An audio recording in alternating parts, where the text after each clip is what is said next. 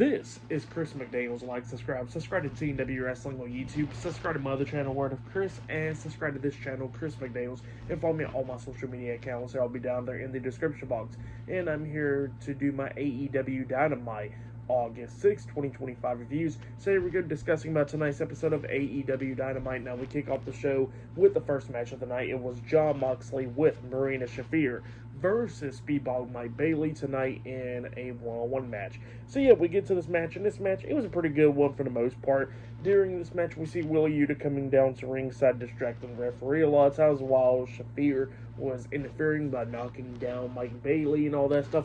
And then during this match, Kevin Knight comes down to ringside, and yeah, it was just going back and forth and everything between Speedball and Mox. Speedball almost picked up the win a couple of times on the Mox, but then Mox starts fighting back.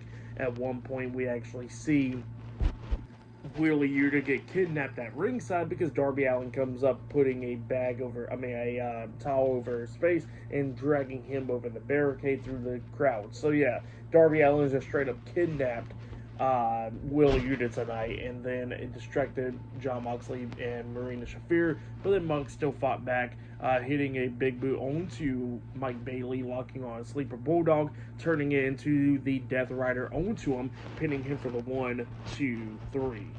So yeah, Jon Moxley defeated Speedball Mike Bailey tonight. But yeah, for that match, I'll give it 3.5 stars. That's why I'll give it a pretty good opener. But then after that match ended, we see Renee Paquette interviewing Alex Windsor and the AEW Women's World Champion, Timeless Toni Storm. And Alex Windsor will get a Fatal 4 match tonight to become the more contender for the title to Forbidden Door. So yeah, that's what's going on there. She was talking about how she's going to win that, and Toni Storm was talking about how, she would take care of Athena whenever she tries to cash in that contract. But yeah, that's what happened there. But then after that, we see Mox and Shafir walking outside, and they see a body bag with Wheeler Yuta inside a body bag. They dragged it out of the way, and Darby Allin drove by, and then they opened up the body bag with a sign onto Wheeler Yuta's forehead saying Forbidden Doors. So yeah, Darby Allin looks like he's going after Jon Moxley at Forbidden Door. But yeah, that's what happened there. Pretty good segment. And then after that, we see Renee Paquette interviewing the TBS champion, Mercedes Moné, because she came pulling up as well, and Mercedes was calling Renee Paquette Mark. So yeah, that's what happened there. But next will be that Fatal 4 match on AEW Dynamite. So yeah, I'll see you guys later. Until then.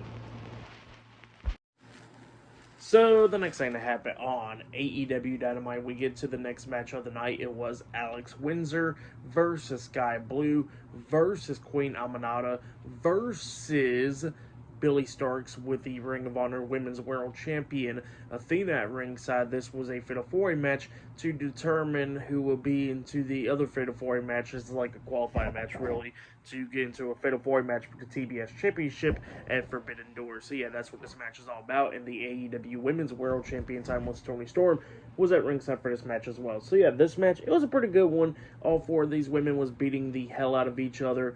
But, we start getting towards the ending of this match where at one point Sky Blue lands on the steel chair outside the ring, which was a pretty crazy move. You could tell she was in pain, really. But then we see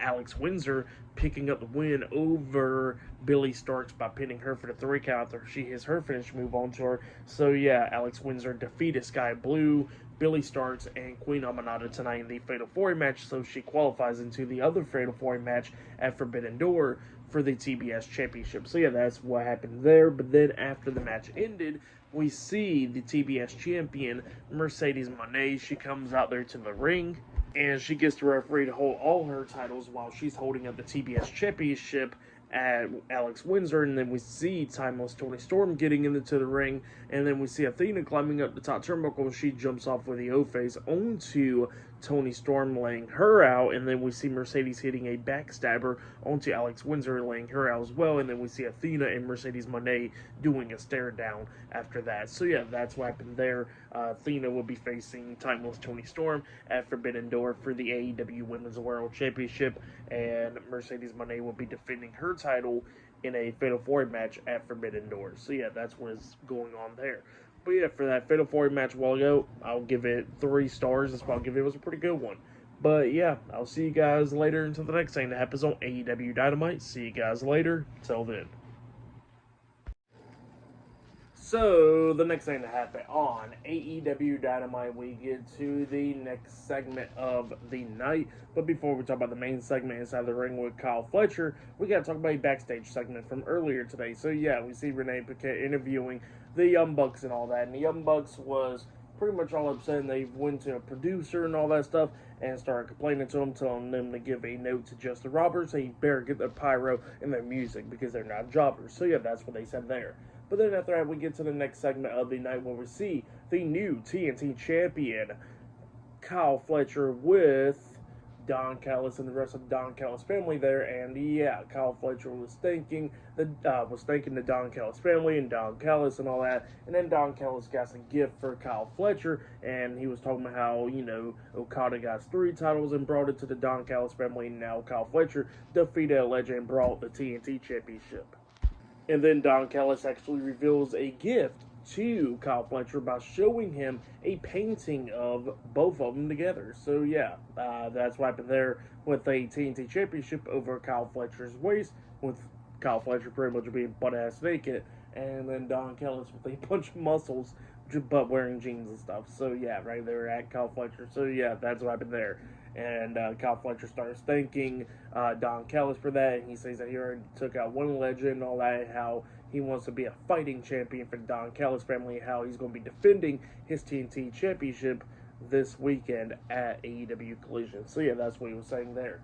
But then after that, we get to the next segment where we see Colt backstage getting interviewed. He was talking about Christian Cage and all that. Talking about that's all his stuff that he got to deal with. But then he was talking about FTR, and that he already done talked to Tony Khan, and that next week on Dynamite, he can face Stokely Hathaway one-on-one, and FTR better not interfere, or their thing is not going to be working anymore. So yeah, that's what he was talking about there.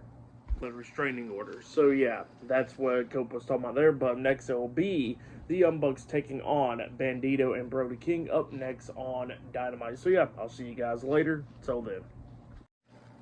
So the next thing to happen on AEW Dynamite, we get to the next match of the night. It was Matt and Nick Jackson, the Young Bucks, versus Bandito and Brody King. Brodito in a tag team match.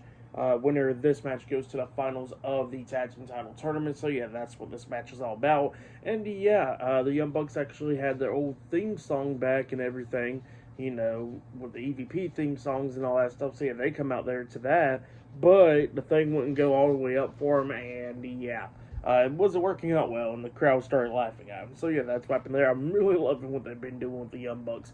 But yeah, then we get to this tag team match, and this match, it was pretty good for the most part. It was back and forth and everything. The Young Bucks almost won a couple of times. Like at one point, they hit the TK driver onto Bandito, and they got a 2 count out of that because of Brody King breaking it up. And yeah, it was just back and forth and everything. At one point, Bandito hit a nice German suplex onto one of the Young Bucks, and that pin got broken up at the count of 2 by the other one. So yeah, it was just back and forth. But then we see Brodito working together, hitting their tag team finish move, where Brody King's laying on his back on the mat, and then we see, and they do that slingshot 450 splash onto one of the Bucks, pinning him for the 1, 2, 3. So you got Brody King and Bandito picks up the win over the Young Bucks, and now they'll be in the finals against FTR in the tag team tournament. So yeah, that's what happened there. Pretty good match though. For that match, I'll give it 4 stars. That's why I'll give it a really good tag team match though. But yeah, then after that, we see the Hurt Syndicate backstage getting interviewed by Renee Paquette. MVP was talking about how they don't care who wins the tag team title tournament between FTR and Brodito, but one of those teams is going to get hurt at Forbidden Door. So yeah, that's what they said there. But then MJF comes in there and wants to talk to MVP, and the MVP was talking about how much of MJF got his ego and all that stuff, and he gives him the thumbs down. So yeah, MJF is out of the Hurt Syndicate. MJF is not too happy about that. But yeah, up next, it will be the main event. It will be Mark Briscoe versus MJF one-on-one. So yeah, I'll see you guys later. Till then.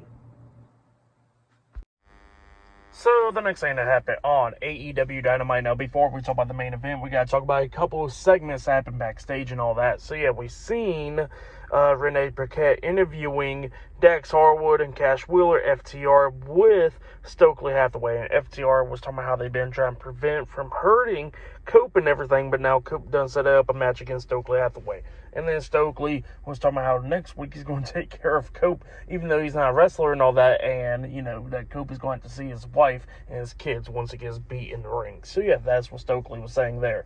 But then after that, we see Renee Paquette interviewing Swerve Strickland right there at ringside, and Swerve was talking about him and Okada and all that, and talking about how a couple of thousand years, there's always a generation like Okada, but he sees that there's a never before seen of a Swerve Strickland, and this will be the last one. So yeah, that's what Swerve was saying there.